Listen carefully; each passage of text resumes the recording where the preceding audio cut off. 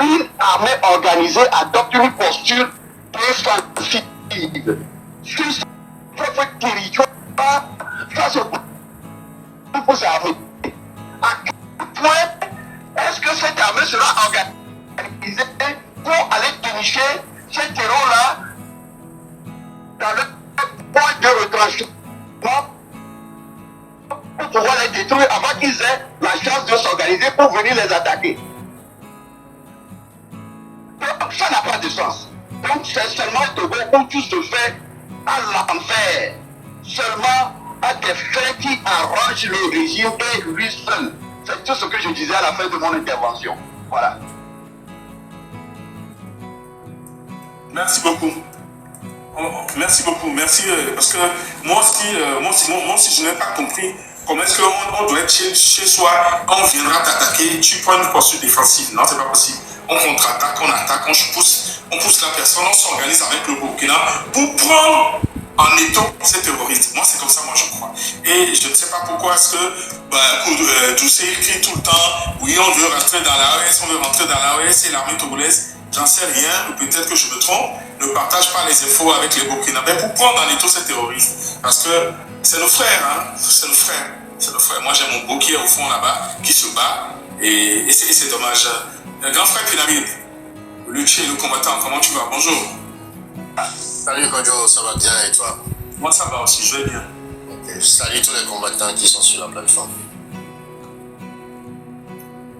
Donc c'est comme ça notre ami est venu nous poser le problème de nos frères qui sont à qui on mène la vidéo dans le nord là-bas et qu'on tue pour rien du tout, et il faudrait qu'on en parle. Je lui ai dit qu'on en a parlé et que moi j'estime que si on arrive à mettre tous les moyens pour protéger un seul homme pendant les évaluations et dès qu'il part, on attaque les autres, alors que ces moyens doivent être mis à disposition de ceux qui sont là pour défendre l'intégrité du territoire, c'est qu'on veut, on veut les sacrifier. Moi, c'est mon analyse, je peux me tromper, mais c'est ce que je pense, Pyramide.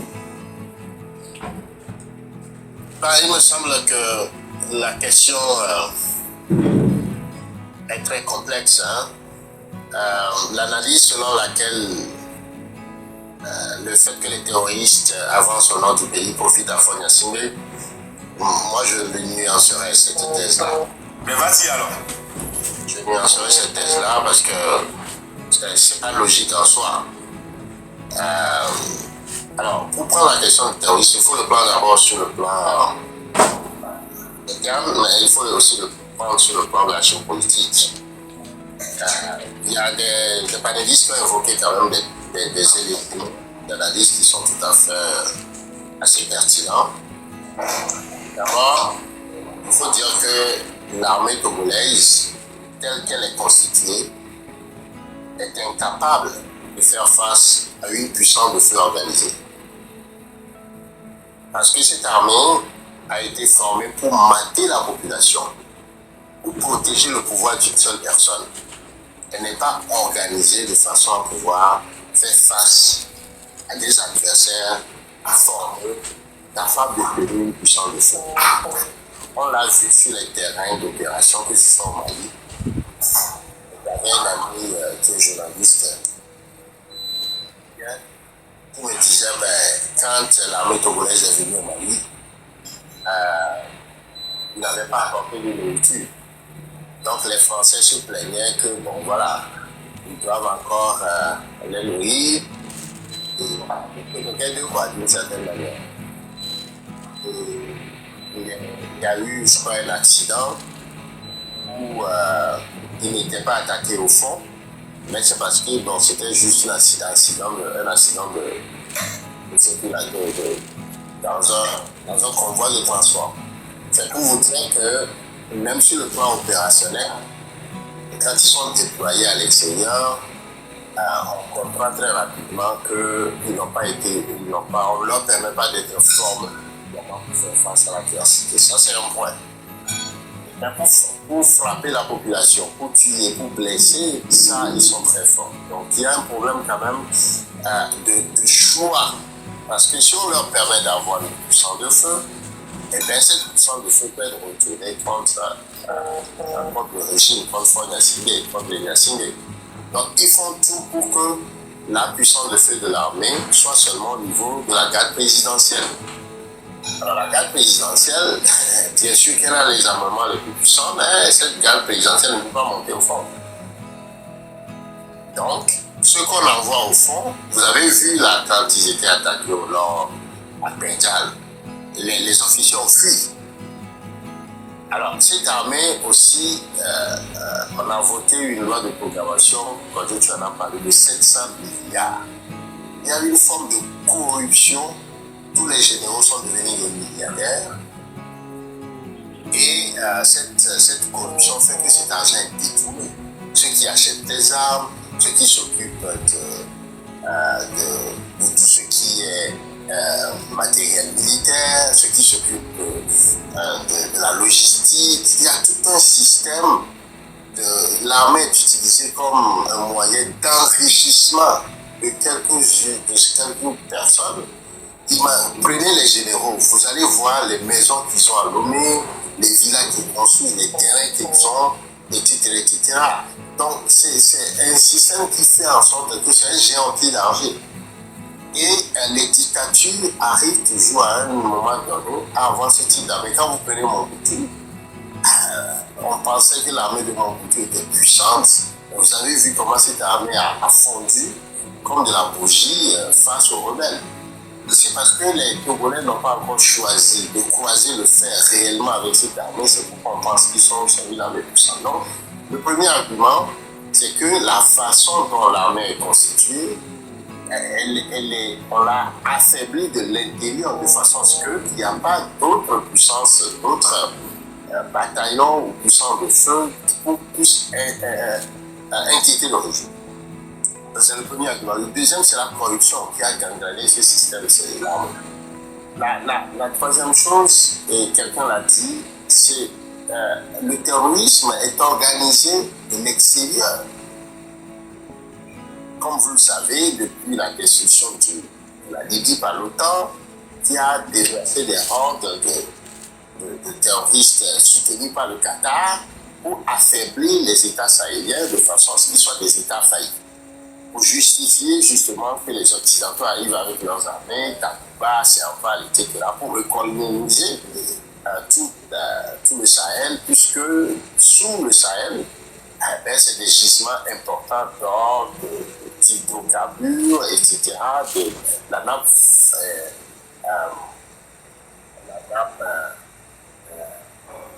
d'eau douce, depuis la Mauritanie jusqu'en Somalie. Et bien pour l'Europe, c'est un espace vital pour la survie de l'Europe. Et pour eux, il ne faut pas laisser les pays africains indépendants. Donc ils ont créé le terrorisme comme un État, comme un système de chaos pour justifier justement leur colonisation. Alors, quelqu'un l'a dit tout à l'heure pour le Burkina. Il a fallu justement que Traoré monte au fond, voit toutes les difficultés,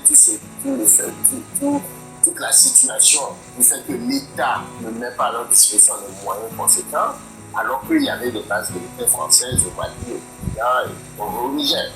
Donc, en dénonçant les accords, en sortant de tout ce système néocolonial, ça leur a permis de diversifier leur partenariat, de disposer des armements, et même pour avoir ces armements-là, le système otanien ne leur permet pas. Ils ont de l'argent pour acheter les armes, mais on ne leur vend pas, parce qu'on veut qu'ils soient des États faillis. Donc, la même chose arrive aussi au Togo. Donc, tant que nous savons que le régime colonial a été depuis l'assassinat de Silani Sotoudou, on a placé à la tête du Togo des gens pour faire en sorte que les nationalistes togolais ne puissent jamais, n'est-ce pas, gouverner ce pays. Et c'est pourquoi ils ont assassiné Olympio. Parce qu'Olympio ne voulait pas que c'est la forme militaire, Olympio ne voulait pas des bases militaires, Olympio voulait une politique de souveraineté. Alors, contre ça, on a placé, comme vous savez, il y a une image de ça s'appelle. Donc, ces gens-là ne peuvent pas réellement faire face à leur maître qui crée le chaos de cette Donc, tu conviens avec moi que ce qui se passe au nord, s'ils ne peuvent pas faire face à ceux qui, à leur donneur, donc c'est que ça les avantage, c'est parce qu'ils doivent être là, donc ils n'arrivent pas à faire face. Donc, la conclusion est simple pour moi. Ces messieurs n'ont pas la bonne volonté de défendre leurs frères. Ils préfèrent servir les intérêts des colons, des blancs, des français au détriment des intérêts de leurs frères. Donc ça les arrange que ce qui se passe soit là, parce qu'eux, ils seront au pouvoir, c'est tout ce que je dis.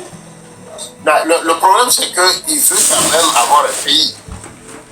Donc, c'est comme si tu es pris entre deux feux. Il n'est pas pris entre deux feux. Il est libre, nous sommes libres de choisir notre camp.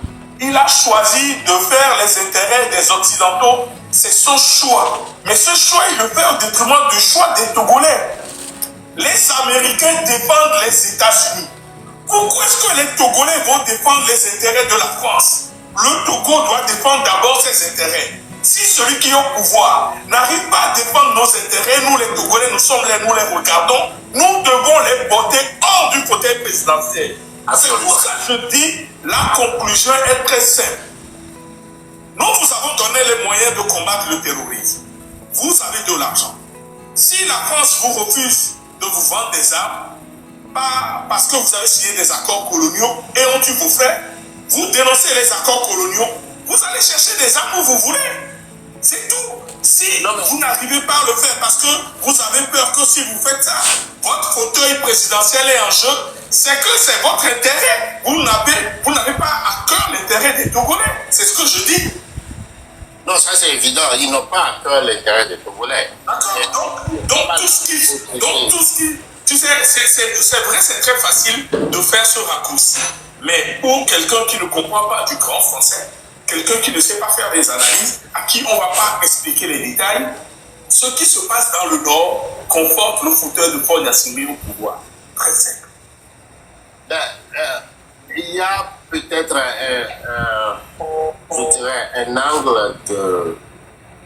un angle d'explication qui rejoint ce que vous dites. La seule façon où ça peut conforter Faure Gnassingbé, c'est de laisser les terroristes s'installer au nord de façon comme un terrain de rugby. Vu la montée en puissance de l'AES, il faut évidemment que les terroristes là se replient quelque part.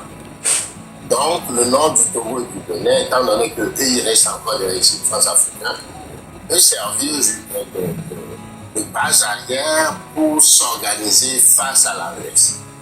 C'est dans ce sens-là où leur collaboration avec le système mafieux france-africain peut avoir un sens. Avec la promesse comme quoi on ne va pas attaquer le pouvoir.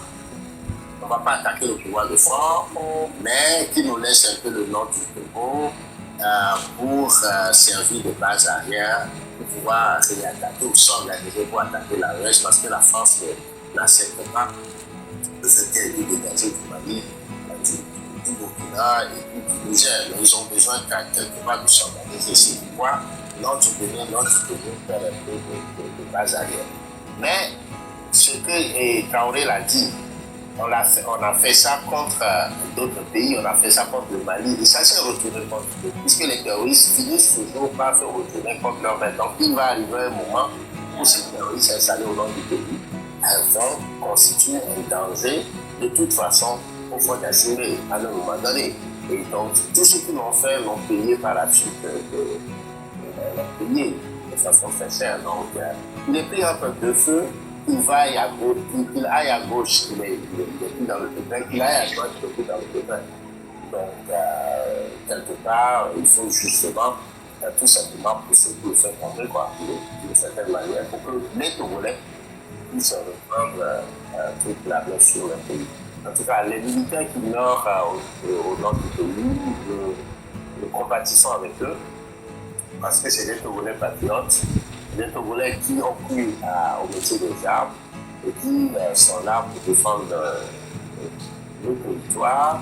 Malheureusement, ils sont sacrifiés sur la base des intérêts mafieux, la conquête de leur supérieur hiérarchique, de ses officiers, et aussi de la mauvaise gouvernance de Faure Gnassingbé qui s'en fout réellement du territoire togolais ou de Togolais. Tout ce qui nous importe, c'est comment préserver son financement. Tous les moyens sont mis pour lui et rien pour protéger les soldats. On fait même, vous allez plus voir que tous ceux qui ont fait des coups d'État c'est ça la hantise de Fonya Singbe. Hein. Tous ceux qui ont fait le camp opéré le Mali, c'est le chef de la division spéciale, comment on l'appelle encore, les commandos, c'est eux qui étaient sur le fond. Le colonel Assimi Goïta, c'est eux qui sont revenus dans la capitale, qui ont fait le coup parce qu'ils ont la puissance de feu. Quand vous prenez Ibrahima Traoré, c'est la même chose. C'est ceux qui sont au fond en train de combattre des terroristes avec les moyens qui sont revenus dans la capitale. Vous voyez, c'est le cas du métier où c'est seulement le chef de l'État. Mais là aussi, c'est là où est concentrée la puissance de feu. Donc, vous allez toujours voir que ceux qui font un coup d'État dans leur pays, c'est ceux qui ont la puissance de feu. La Guinée-Conakry, également, c'est le même schéma. Donc, Faure ne veut pas donner les moyens de la puissance de feu à un bataillon, à quelqu'un qui potentiellement va constituer un risque pour lui. Donc, il essaie de structurer les choses. Il est même, jusqu'à présent, le Togo n'a pas de chef, n'a pas de ministre de la Défense. Hein. Le ministre de la Défense, c'est Fonya Singbe. Il a la fois président, le ministre de la Défense, tout est concentré dans cette parce qu'il a tellement à faire que c'est lui qui aura la puissance de feu pour lui. Mon frère Pyramide, je vais vous expliquer une petite chose ici. Lorsque nous pointons du doigt la volonté ou bien le manque de volonté de mettre l'équipement à disposition de ces soldats qui tombent malheureusement au nord, et nous disons que ça profite à Fonya Singbe, voici pourquoi moi particulièrement je dis ça. Premièrement, depuis que ces histoires ont commencé il y a de cela 6 ans, nous n'avons jamais vu un petit reportage où l'armée togolaise a pu détruire un poste ou bien un petit camp d'entraînement de ces groupes armés. Jamais. Car ils se disent étant dans une posture défensive. Maintenant, après que le Togo s'est acquis de ces drones turcs, connaissant très bien comment appelle-t-on, les rayons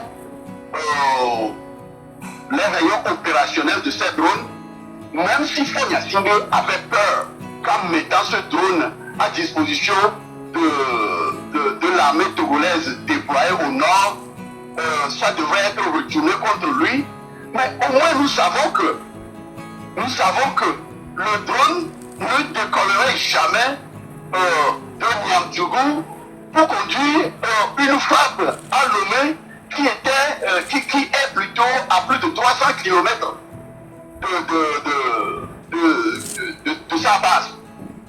Pourquoi ne pas mettre ce drone au service de ce poste avancé là-bas et détecter les colonnes de groupes armés et les détruire avant que ces groupes armés n'aient le temps de s'organiser pour venir attaquer et les populations civiles et les postes avancés de l'armée togolaise. Donc, c'est question de volonté.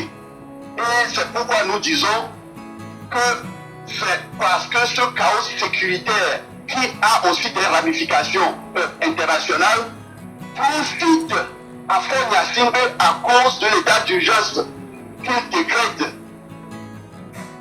à cause de la situation.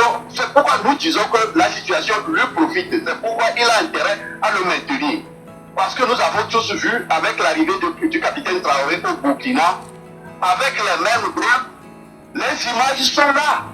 On survole, on détecte les colonnes de bandits armés et on les détruit. Donc au Togo, c'est plus question de volonté que de manque de matériel en fait. Donc c'est juste ce que moi je voudrais apporter. Voilà. Aussi, Pyramide, j'aimerais ajouter quelque chose. Et lorsque vous avez cité tout à l'heure les Assimi Goïta et puis Ibrahima Traoré, ce sont des gens qui se sont constitués au front. Donc Faure aussi n'a pas intérêt à ce qu'il y ait un militaire qui se constitue vraiment au front pour revenir dans la capitale, comme vous avez dit tout à l'heure. Je pense que c'est dans la même logique que c'est dans votre logique que je m'en vais comme ça. Et il n'a pas intérêt à ce qu'il y ait au fond bon, je dirais un héros de guerre, un militaire qui soit, bon, il n'a pas intérêt à armer les gars du front de manière à ce qu'ils soient conséquemment forts pour revenir à la capitale après. Donc c'est dans cette logique-là que je me pose. Je me dis aussi qu'il n'a pas intérêt, c'est dans son intérêt de ne pas vouloir mobiliser vraiment les gens au front pour lutter, pour cette lutte. Non, tout à fait. C'est-à-dire, on dit la même chose, hein, peut-être différemment, mais on dit la même chose. C'est-à-dire que quand j'ai parlé de puissance de feu, actuellement, c'est autour de la garde présidentielle. Alors, si l'unité avancée au nord est suffisamment puissante et dispose des armes, et bien, lorsqu'il va arriver, cette unité-là va décider de venir dans la capitale, la garde présidentielle ne peut pas lui opposer, ne peut pas croiser les fers avec cette unité-là. Vous voyez? Et les militaires ont cette stratégie, quand ils évaluent la puissance de feu, ils n'engagent pas le combat. Ils ne sont pas fous. Exactement. Vous venez là pour témoigner. Quand ils établissent le rapport de force, ils trouvent que bon, l'arme, quand ils entendent les armes de l'ennemi, ils trouvent que c'est très puissant, ben, ils n'engagent pas le feu. Ils trouvent d'autres façons, mais ils n'engagent pas le feu. Alors c'est ce qui fait que l'unité la plus puissante, quand il arrive à la capitale et qu'il fait ses sommations, ben, les autres se mettent rapidement à dos. Et puis bon, voilà, c'est plié. C'est pourquoi il n'y a jamais de guerre organisée entre les unités publiques. Quand il s'agit d'un coup d'État, négocie, puis bon, voilà. Alors, Front National ne veut pas que le curseur de la puissance de feu se déclenche au nord pour le contre les terroristes. Et on fait tout pour ne pas le donner à cette armée cette capacité. Tapoter le live. Toby, il faut bloquer les commentaires pour qu'on puisse tapoter le live, pour qu'on puisse atteindre ces camps. On vient encore d'être signalé. Parce que vous savez que nous sommes en train d'aborder un sujet très sensible. Ceux qui sont en haut, ne tapotez pas. Ceux qui sont en bas et qui suivent, tapotez. Moi, de toutes les manières, vous avez dit toutes les choses. Et moi, cette conclusion, depuis le premier jour où j'ai vu les images diffusées par ces voyous qui sont venus s'attaquer à nos frères là-bas, dans le camp avancé, et j'ai vu la tenue de nos frères, les armes, tout ça là qu'ils ont, tout ça, vous avez tous vu ça sur le net. Moi, j'ai été très meurtri et ça m'a fait très mal. Comment est-ce qu'on peut allouer un budget à une armée? Et ils nous ont dit qu'ils vont faire un camp avancé. L'argent a été débloqué. Vous savez qu'on parle de l'armée, vous savez ce que c'est. Et c'est ça qu'ils ont construit là-bas. Minimum, ils pouvaient construire un camp comme un camp d'Atido Gomé, là-bas, et mettre du matériel là-bas. C'est-à-dire, vous ne vous souvenez pas des années 90, le 23 septembre, mais il y a des marins mettre des barrières le long de la frontière pour aller jusqu'au bout, je le sais. Donc ce truc-là, ils peuvent le faire pour empêcher ces personnes de barricader ça facilement et mettre des détecteurs pour savoir qu'il arrive. Moi, je n'ai pas fait les corps de guerre. Je ne sais pas comment c'est, mais ce truc-là, c'est facile à faire. En tant que logisticien, tu vois quelqu'un, tu dis ta frontière de tel, et puis voilà, et puis vous vous mettez, voilà, c'est des gars qui vous attaquent, qui nous attaquent. Vous vous mettez en rang et vous partagez les informations avec de là où ils viennent, vous les attendez en étau, ils arrivent, vous les prenez en étau, c'est vite fait. On a la chance que c'est deux pays. Ou bien, M. Kokoumi, est-ce que j'ai menti? Ils sont là-bas. Mon frère Cordio, il y a quelque chose qui fait vraiment mal lorsque vous regardez cette vidéo. Au moins, il devrait avoir, les officiers devraient prévoir au moins la construction des tranchées autour de la position. L'argent a été débloqué pour ça. Exactement, c'est là où je voudrais en venir. Au moins construire les tranchées au point d'empêcher ces gens-là qu'ils soient à portée de leur tir. Oui. Est-ce que vous voyez donc? L'argent a été détourné au point où ceux qui devraient, je ne sais pas, élaborer les techniques de défense élémentaires. Parce que la construction de tranchées sont les techniques de défense élémentaires. Je dis bien basiques. Donc, c'est tellement, je ne sais pas, la corruption, la volonté,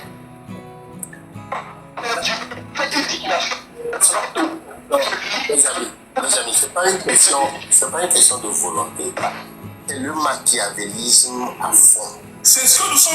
Oui, nous sommes. Là, tu nous rejoins. Ça veut dire que c'est des gens qui sont là pour juste pour le truc de fauteuil présidentiel. Le gars là, il est prêt à sacrifier. Mais tu sais, ce qui est génial, c'est que c'est comme ça que ça s'est passé au Mali, c'est comme ça que ça s'est passé au Niger, et c'est comme ça que ça s'est passé au Burkina. Quand ces officiers qui vont au front vont se rendre compte que ce monsieur qui est au pouvoir, il fait tous ces trucs juste pour qu'il reste au pouvoir, tu vas voir ce qui va se passer. C'est pourquoi je dis qu'il est pris entre deux feux. C'est là où il sera pris entre. Maintenant, il est pris entre trois feux. Le peuple sera debout et contre ça. Exactement. Ma soeur Esther, est-ce que je peux laisser la soeur Esther qui est montée parler vite fait? Esther, bonjour. Esther 2. Esther 3. Esther, est-ce que vous pouvez prendre la parole, s'il vous plaît? Bon, Esther ne veut pas parler.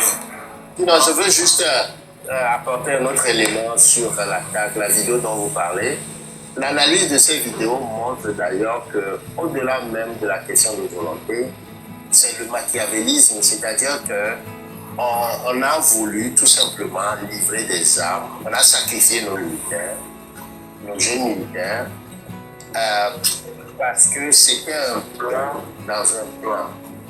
Moi, en tout cas, pyramide, tu sais, moi j'aime bien,